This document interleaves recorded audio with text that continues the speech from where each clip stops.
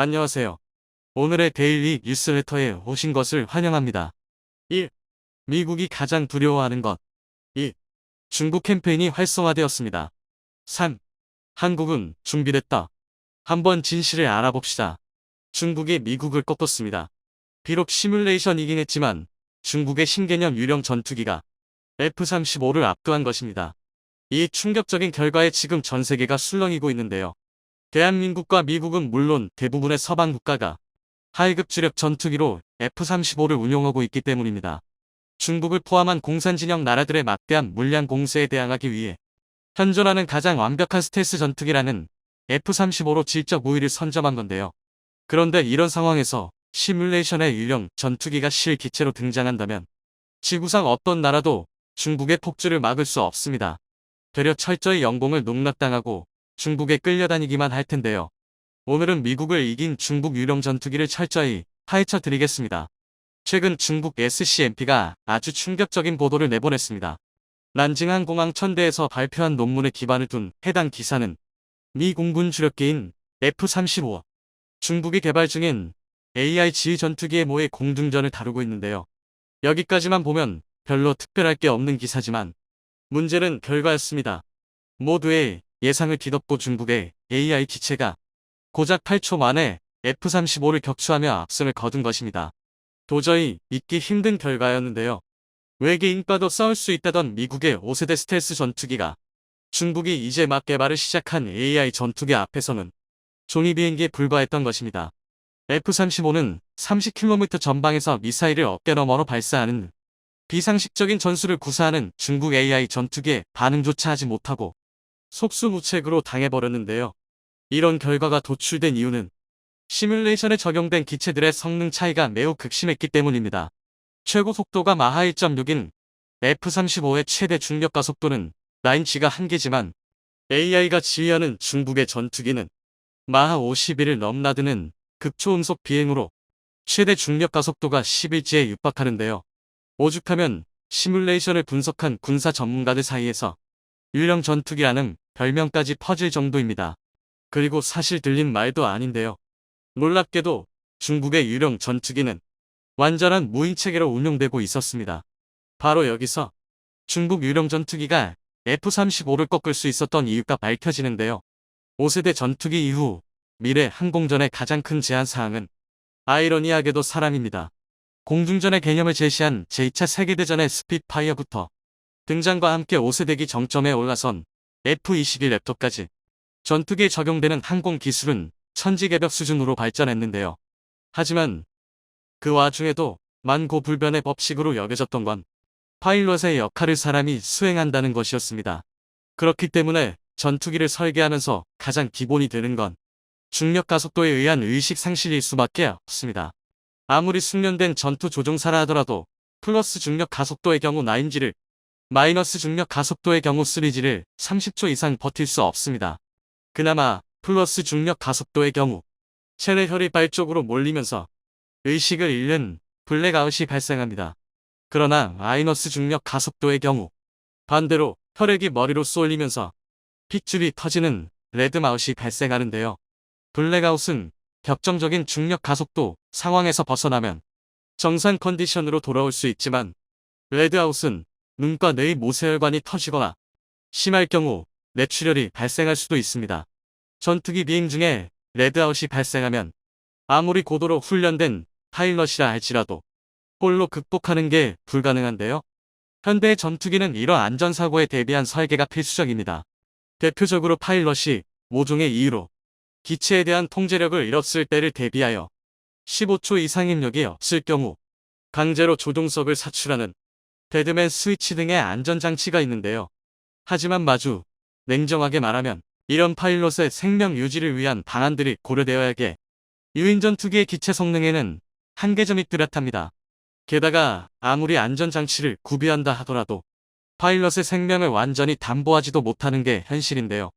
일례로 대한민국에서는 2006년 F-15K를 도입한 지 얼마 되지 않아 중력 가속도에 의한 의식 상실로 일대가 추락하면서 파일럿이 명을 달리하는 안타까운 사고가 일어났었습니다.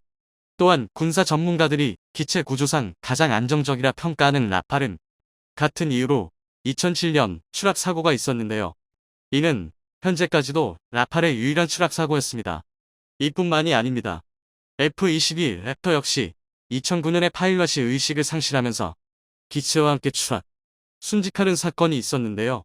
미국의 자체적인 조사에 따르면 전투기 파일럿들이 겪는 중력 가속도에 의한 의식 상실은 100만 시간당 약 933회에 달합니다. 심지어 이는 플러스 중력 가속도 기준으로 7.5G 이상의 급격한 기동을 실시하지 않는 통상 비행을 기준으로 조사된 것입니다. 실제 파일럿들이 전시에 경험하는 도그파이트의 경우 5분 이상 지속되면 100명의 조종사 중 19명 이상이 의식 상실에 노출될 것으로 군사 전문가들은 예상하는데요. 이는 특히 동북아시아 안보 환경을 고려했을 때 상당히 치명적인 수치입니다. 대한민국은 400여 대의 전술기 보유량 중 대다수를 차지하는 FA-50, KF-16, F-15K, 그리고 120대 양산 계획 중인 KF-21까지 4세대, 4.5세대 전투기를 주력으로 운용하는데요. 이는 곧 4세대 이상의 전투기와 WVR, 도그파이트를 배제할 수 없다는 의미입니다. 그렇기에 우리 파일럿들은 적에 의한 피격 외에도 늘 중력 가속도에 의한 의식 상실이라는 위험 역시 고려해야 합니다. 대한민국을 포함한 많은 나라들이 무인 전투기를 개발하려 하는 것은 이를 해결하기 위한 목적도 없지 않은데요. 그리고 지금 이 순간 무인 전투기 개발의 최선두를 달리는 건 유감스럽게도 중국입니다. 중국은 무인 전투기의 원천 기술이라고 할 수 있는 드론 운용 기술과 AI 운용체계에 있어 세계 최고 수준을 자랑하고 있는데요. 중국 관영 매체 글로벌 타임즈는 최근 퇴역 전투기 중 일부 개체를 무민 드론으로 개조하고 있는 상황을 보도했습니다. 미그 21을 기반으로 제작된 J7300여 대가 그 첫 대상인데요.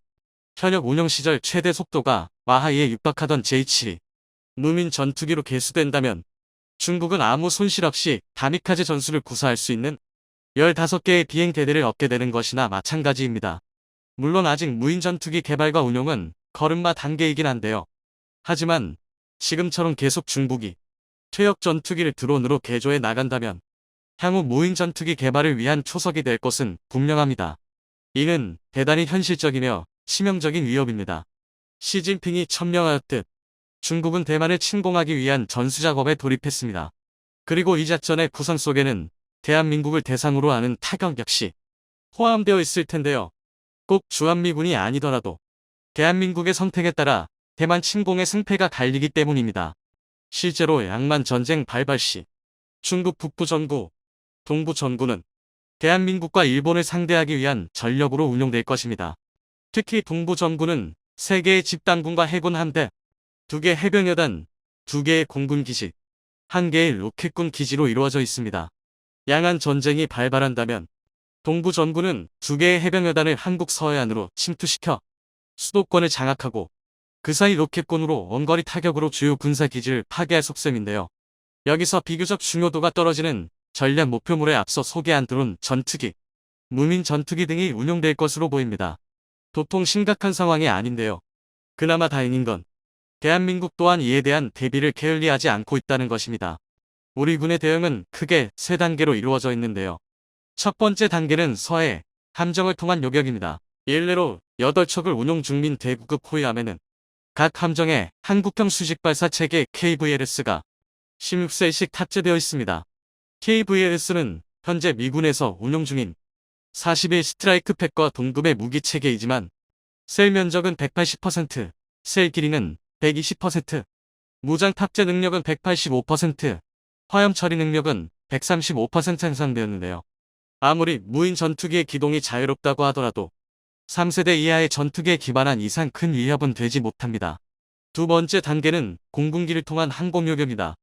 2025년이 되면 만에 하나 KF-21 양산에 차질이 생긴다 하더라도 5세대 전투기 F-35A 39기, 4세대 전투기 F-15K 59기, KF-16 132기, F-16 PBU 34기, 3세대 전투기 F-5E와 KF-5E 80기 등 약 350대의 전술기가 현역으로 운용 중일 텐데요.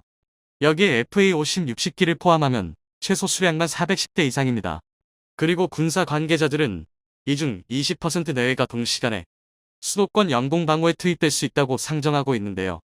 현재 중국에서 시도 중인 무인화 전투기들은 2.54세대 전투기이기 때문에 현용하는 대한민국의 공중 전력으로도 서해의 물고기들에게 친구를 만들어줄 수 있습니다. 게다가 마지막에는 지상 요격 단계가 남아있는데요. 적어도 방공망은 고체 추진 방식을 사용하며 최대 속도가 마하 2.1에 달하는 신궁과 5km 이하 적어도 접근체에 대한 절대 방어를 담당하는 K-31 천마가 배치됩니다. 그 다음은 천궁 2 중거리 지대공 미사일인데요. K-917 이동식 발사 차량에서 운용하며 기동력까지 확보한 천궁 시리즈는 40km 범위 내에서 마하사의 무인 전투기를 요격할 수 있습니다. 끝으로 2024년 개발 예정인 LSM이 있는데요.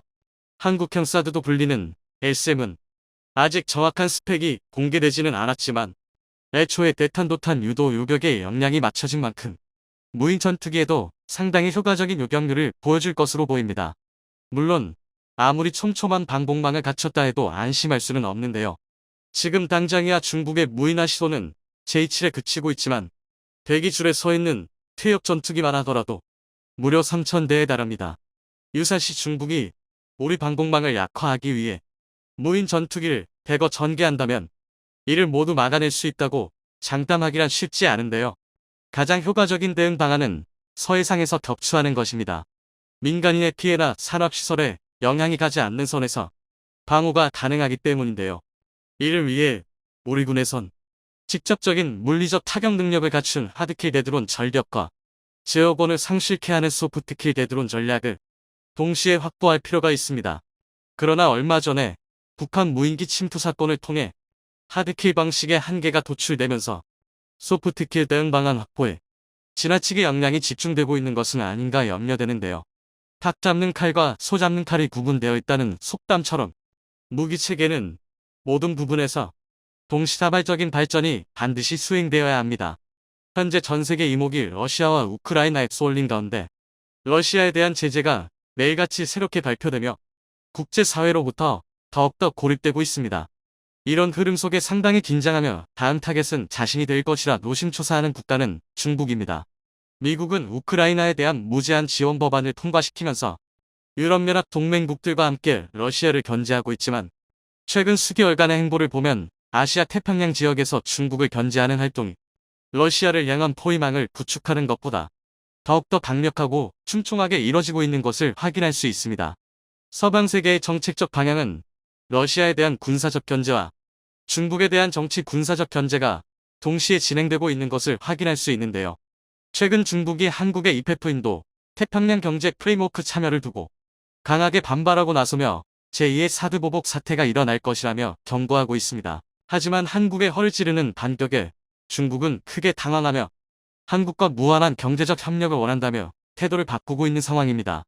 한국이 중국에게 어떤 엄포를 놓은 것인지, 그리고 중국이 왜 한국에게 자세를 굽히고 들어올 수밖에 없는지 자세히 알아보겠습니다.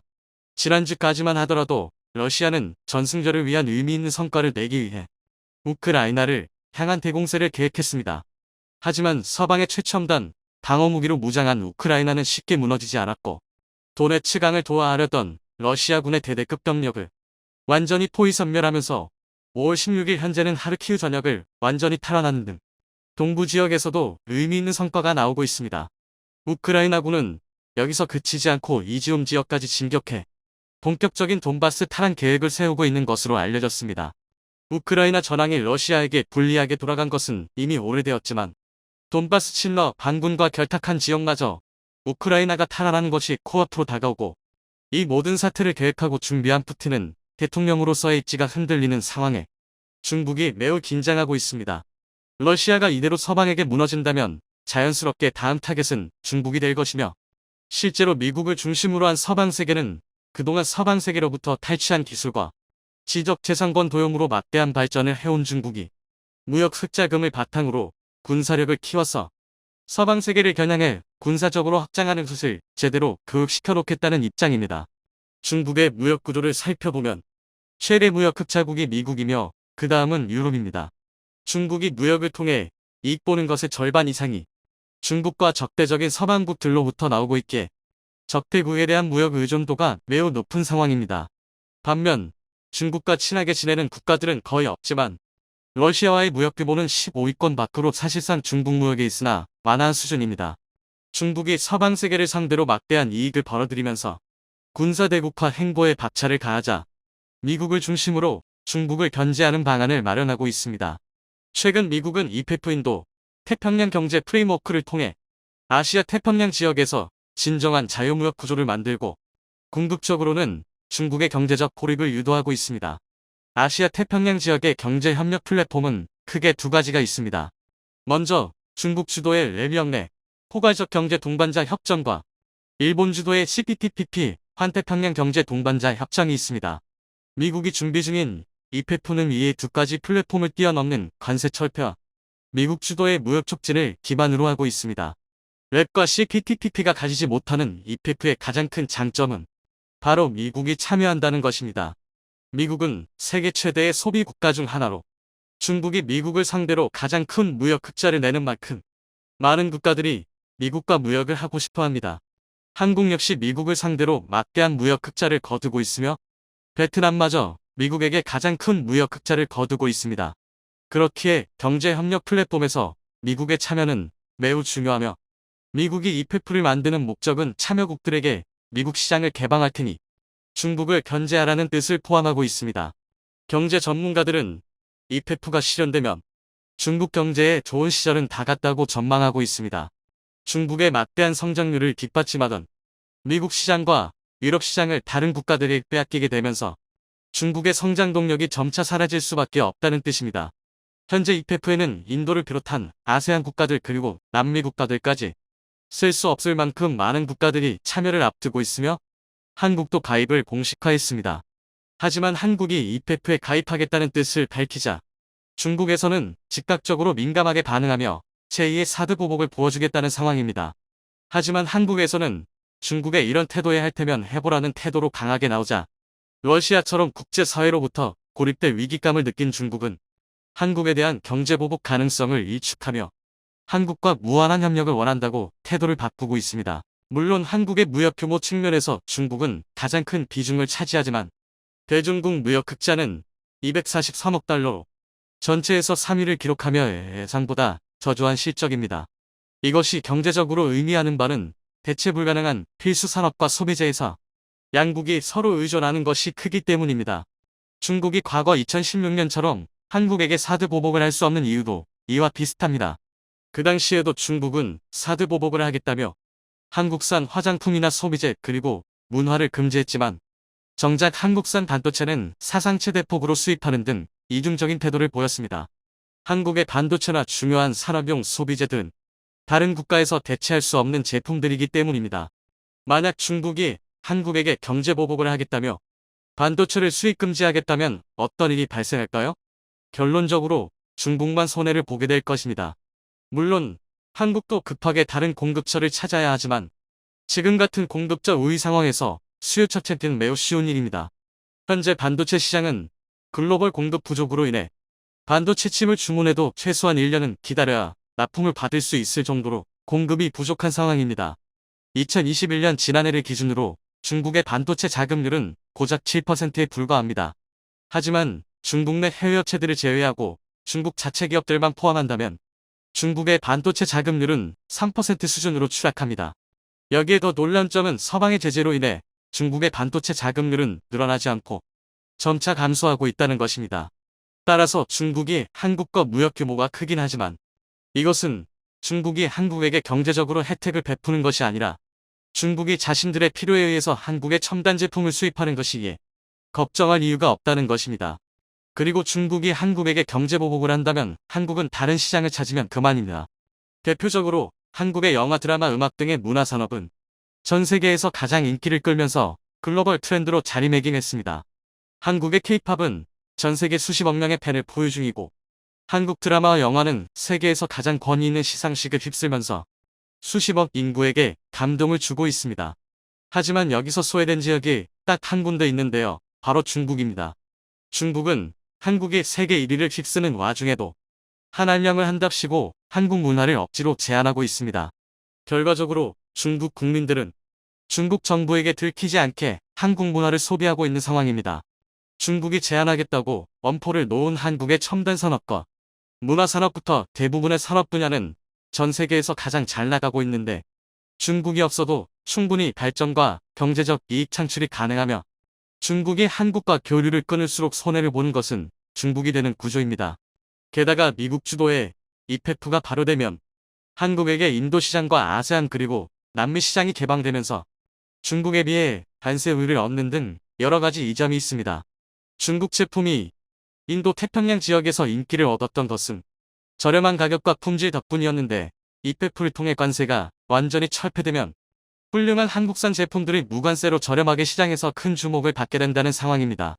특히 아세안 시장의 경우는 중국과 지리적으로 가까워 중국의 시장 영향력이 크지만 관세에서 차이가 나게 되면 중국산 제품은 점점 도태되면서 최고급으로 인식되는 한국산 제품들이 현지 시장을 장악하게 될 것이라는 전망이 나오고 있습니다. 아세안, 동남아 지역에선 중국 제품은 저렴하다는 인식이 강하며 반면 한국산 제품은 한국 드라마와 영화 K-팝으로 인해 최고의 인기를 누리면서 동시에 최고급 제품이라는 인식이 널리 퍼지고 있습니다.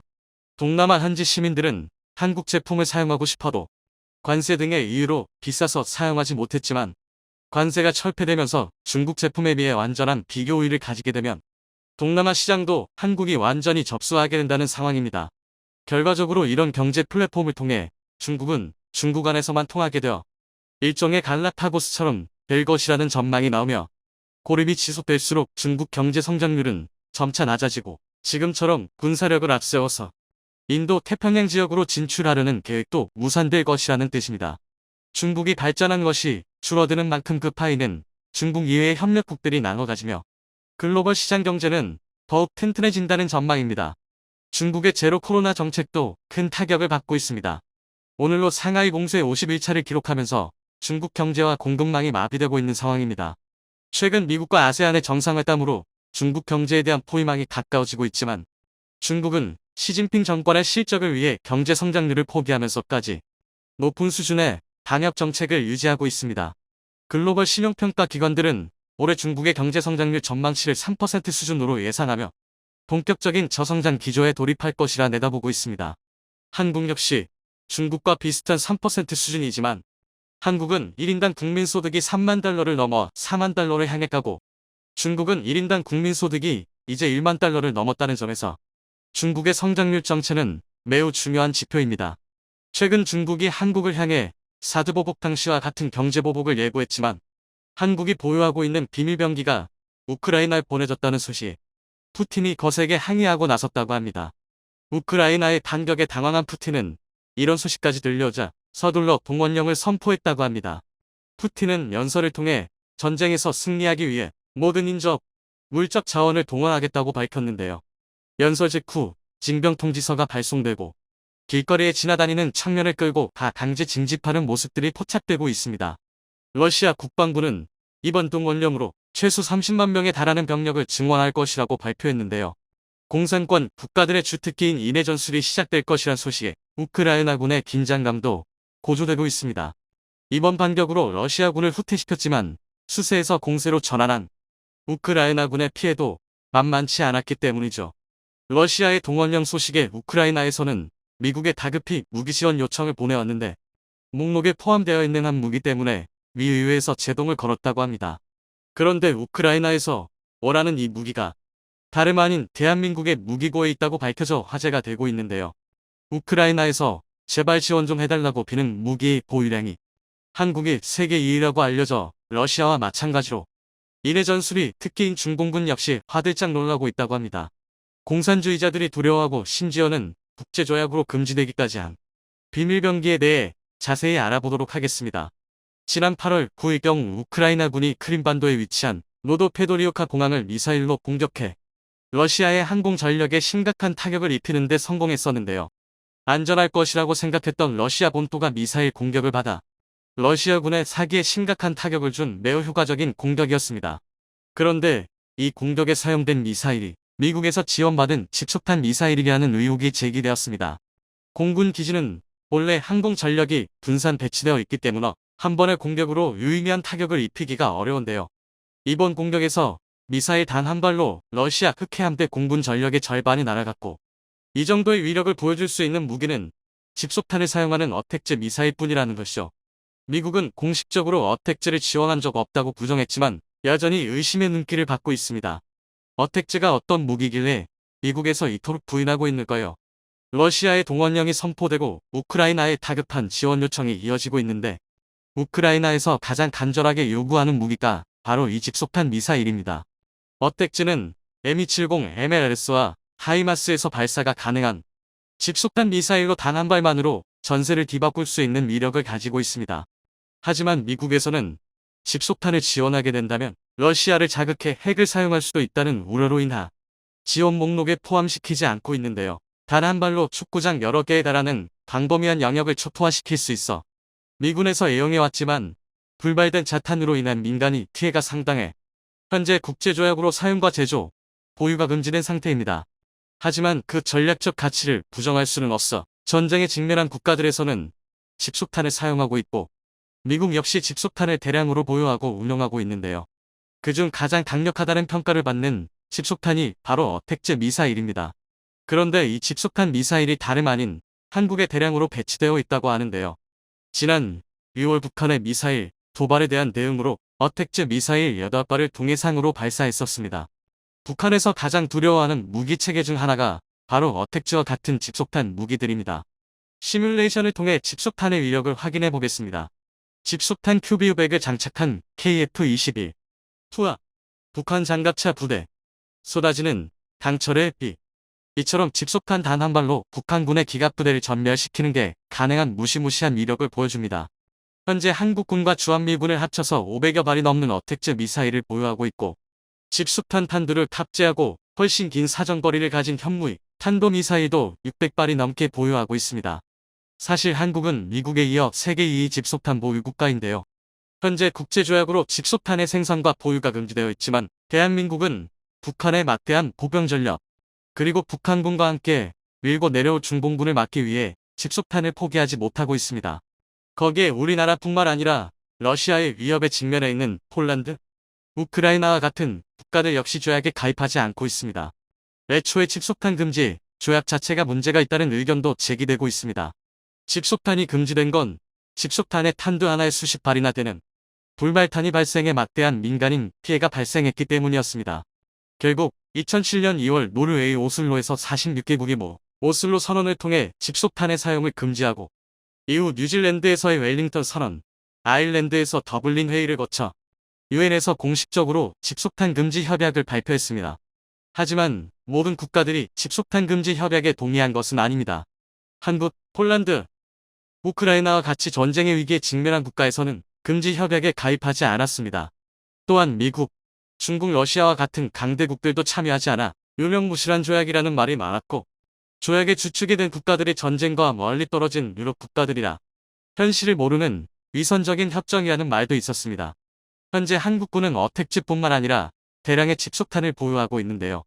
그 중에는 천무로 발사하는 것뿐만 아닌 전투기에 탑재할 수 있는 항공핵스탄, 지뢰살 포탄, 자주포함 이중 목적 고폭탄 등 다양한 종류의 집속탄이 있어 언제든지 북한군의 머리 위 강철비를 쏟아낼 준비를 마친 상태입니다.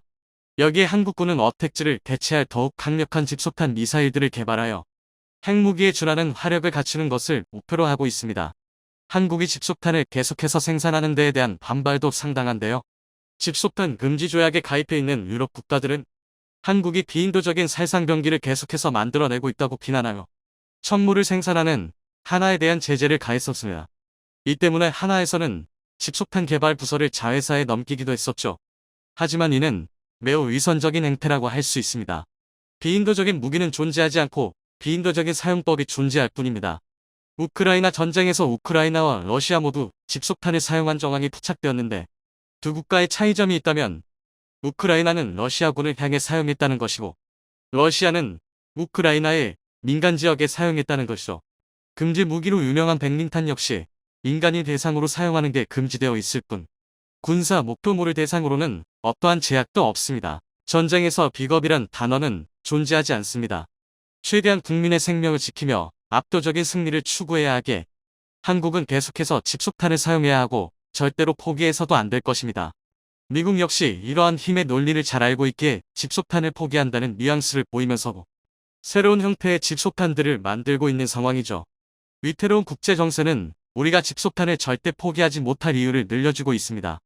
러시아가 흔들리면서 같은 레드팀 국가들이 불온한 움직임을 보이고 있습니다. 동원령이 떨어진 러시아 수도 모스크바에서는 징집관들이 성인 남성으로 보이기만 하면 마구 붙잡아 징집버스에 밀어넣고 있습니다. 이 같은 강제 동원의 러시아 전역에서는 반전 시위가 이루어지고 있는데요.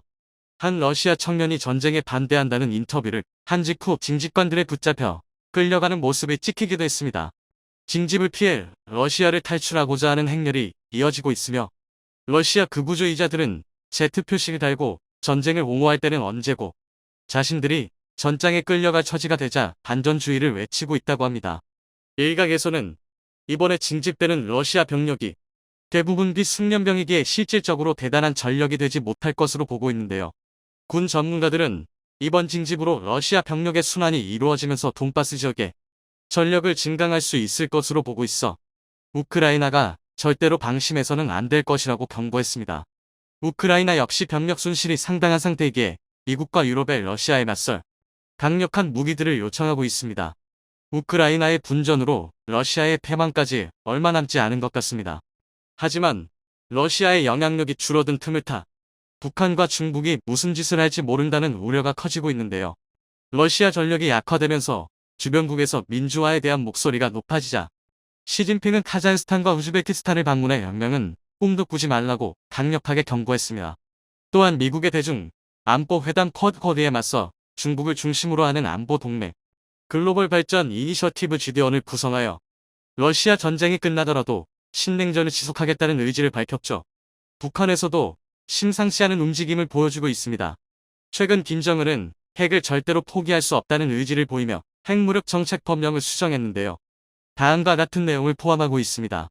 지휘 통제 체계가 적대 세력의 공격으로 위험에 처하는 경우 적대 세력을 괴멸시키기 위한 핵 타격이 자동적으로 즉시에 단행된다. 여기서 지휘 통제 체계란 김정은 본인을 의미하고 김정은에 대한 아멕스 공격 위협이 이루어지게 될 경우 언제든지 핵무기를 쓰겠다고 표명한 겁니다. 그리고 적대 세력의 공격이 감행되었거나 임박하였다고 판단되는 경우에도 핵무기를 사용할 수 있다고 명시하여 사실상 원하는 대로 핵무기를 사용하겠다고 선언한 것으로 보고 있습니다. 결국 미국이 핵무기를 허가해주지 않는 이상 한국은 더 강력하고 더 많은 화력을 보유해야 합니다. 남의 나라에서 우리의 국방에 알가불가한다고 흔들려서는 안 됩니다. 필요하다면 집속탄이든 백링탄이든 할 수 있는 최대의 전력을 갖추어야 합니다. 우리의 적에게 한국에 발을 닿는 순간 결코 몸 성이 돌아가지 못할 거라는 사실을 명확히 보여주길 바랍니다.